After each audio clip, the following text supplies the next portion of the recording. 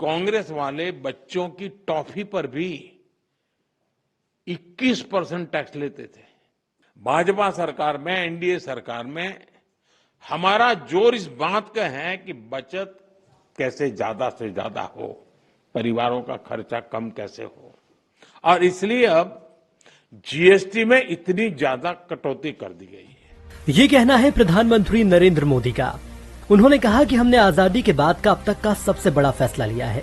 इसके साथ ही पीएम मोदी ने जीएसटी को लेकर कहा कि अब जीएसटी ज्यादा सरल हो गया है।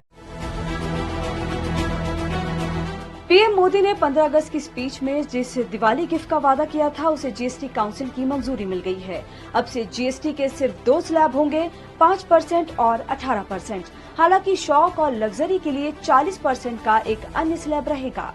जीएसटी में बदलाव से कौन से सामान सस्ते होंगे और क्या महंगा होगा, इससे आपकी जेब में कितने रुपए बचेंगे और सरकार ने अभी ही क्यों ये फैसला लिया, जानेंगे भास्कर एक्सप्लेनर में।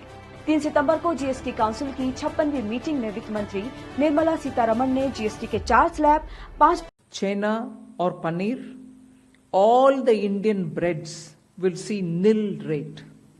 सो रोटी किसी के ऊपर भी, चपाती और रोटी और पराठा और whatever it is, they all come to nil. ये फैसला जीएसटी काउंसिल की 56वीं मीटिंग में लिया गया है। वित्त मंत्री निर्मला सीतारमण ने बताया कि मीटिंग में जीएसटी के 12% और 28% टैक्स स्लैब हटाने के प्रस्ताव को मंजूरी मिल गई।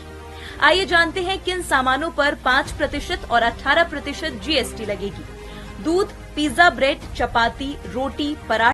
We've reduced the slabs. There shall be only 2 slabs, and we are addressing also the issues of compensation cess. GST council की 56वीं मीटिंग में 12% और 28% टैक्स स्लैब हटाने के प्रस्ताव को मंजूरी मिल गई है। यह जानकारी वित्त मंत्री निर्मला सीतारमण ने प्रेस कॉन्फ्रेंस में दी। मिडिल क्लास के एस्पिरेशंस मीट करने वाले बहुत सारी चीज हैं। एयर